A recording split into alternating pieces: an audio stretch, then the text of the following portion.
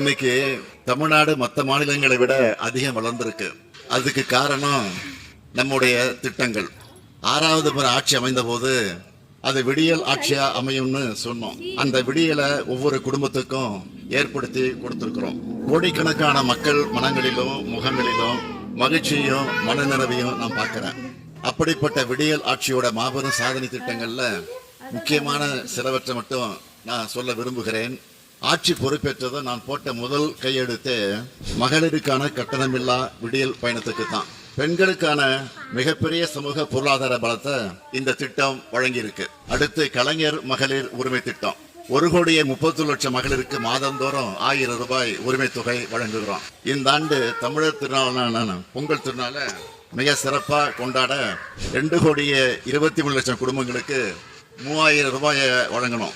தமிழ்நாடு முழுக்க 20,59,000 பள்ளிக்கூடம்